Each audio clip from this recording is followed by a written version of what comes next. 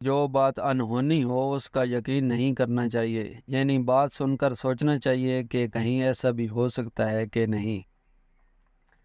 یہ کہہ کر وہ تھوڑا دور جا بیٹھی اور بولی، گئی گزری بات کا ذکر نہیں کرنا چاہیے اور نہ ہی غم، کیونکہ اس سے کچھ حاصل نہیں ہوتا بلکہ الٹا پریشانی لاحق ہوتی ہے۔ پرانے زمانے کی بات ہے کہ ایک گاؤں میں اسد نام کا ایک آدمی رہتا تھا۔ اسے اور تو کوئی کام نہیں آتا تھا، لیکن پرندے بڑے شوق سے پکڑتا تھا۔ وہ ان پرندوں کا گوشت بیچ کر گزارا کیا کرتا۔ ایک دن کی بات ہے کہ اسد شکار کرنے کے لیے جنگل کی طرف گیا اور وہاں پر اس نے پرندوں کو پکڑنے کے لیے جال لگا دیا اور جال میں دانہ ڈال کر خود چھپ گیا۔ تھوڑی دیر کے بعد اس نے دیکھا کہ ایک چڑیا اس میں پھنس چکی تھی۔ اس نے چڑیا کو پکڑ لیا۔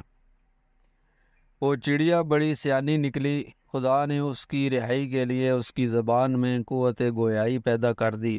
اس نے کہا، اے شکاری، تو نے بڑے بڑے جانور شکار کیے اور کھائے، پھر بھی تیرا پیٹ نہیں بھرا۔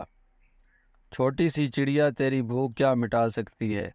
میرے پر الگ کر کے جو گوشت نکلے گا اس سے تیرے پیٹ کا ایک کونا بھی نہیں بھر سکتا۔ اگر تو مجھے چھوڑ دے تو میں تجھے 3 ایسی مفید باتیں بتاؤں گی جو ہمیشہ تیرے کام آئیں گی۔ ایک بات تو تیرے ہاتھ پر ہی کہہ دوں گی۔ نصیحت کا دوسرا موتی تجھے اس وقت بتاؤں گی جب تو مجھے چھوڑ دے گا اور میں وہاں جا کر بیٹھوں گی، جبکہ تیسرا گوہر اس درخت کی شاخ پر بیٹھے ہوئے تیرے کان میں ڈالوں گی۔ شکاری نے غور کیا کہ چڑیا سچ کہتی ہے، اسے کھا کر میری کیا بسر اوقات ہوگی؟ ہاں، اس کی کام کی بات البتہ مفید ہو سکتی ہے۔ وہ بولا، چڑیا، مجھے تیری شرائط منظور ہیں، یہ لے میں تجھے چھوڑتا ہوں۔ چڑیا اس کے ہاتھ پر بیٹھ گئی اور کہنے لگی، بھائی، جو بات انہونی ہو اس کا یقین نہیں کرنا چاہیے، یعنی بات سن کر سوچنا چاہیے کہ کہیں ایسا بھی ہو سکتا ہے کہ نہیں۔ یہ کہہ کر وہ تھوڑا دور جا بیٹھی اور بولی، گئی گزری بات کا ذکر نہیں کرنا چاہیے اور نہ ہی غم، کیونکہ اس سے کچھ حاصل نہیں ہوتا بلکہ الٹا پریشانی لاحق ہوتی ہے۔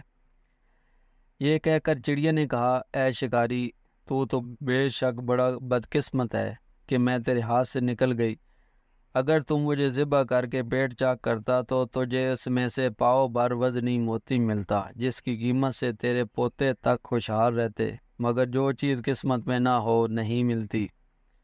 یہ سن کر شکاری پچھتانے لگا اور کہنے لگا، اے مکار چڑیا، تو نے مجھے دھوکہ دیا اور میرے ہاتھ میں آئی دولت نکل گئی۔ چڑیا نے یہ سن کر کہا، چڑی مار، تو بھی عجیب احمق ہے کہ اتنی جلدی میری دونوں نصیحتوں کو بھول گیا۔ کیا یہ بات انہونی نہیں کہ میرا کل وزن تو چھٹانک بھر ہے اور اس میں پاؤ بھر کا موتی ہو؟ کیا یہ ممکن ہے؟ اگر بالفرض اسے ممکن مان بھی لیں تو بھی تجھے دوسری نصیحت پر عمل کرتے ہوئے اس کا غم نہیں کرنا چاہیے، کیونکہ جب میں تیرے ہاتھ سے نکل چکی ہوں تو اس کا غم فضول ہے۔ اسد چڑیا کی بات سن کر بہت شرمندہ ہوا اور بولا، چڑیا، تو نے سچ کہا۔ ہاں، اب تیسری نصیحت کے پھول بھی برساتی جا۔ چڑیا نے دم ہلائی اور پھر سے یہ کہتی ہوئی اڑ گئی کہ جو بے وقوف کسی کی نصیحت پر عمل نہ کرے اسے اور نصیحت کرنا فضول ہے۔ دوستو، اگر چڑیا کی کہی ہوئی باتیں آپ کو مفید لگی ہوں تو کمنٹ ضرور کریں۔ شکریہ۔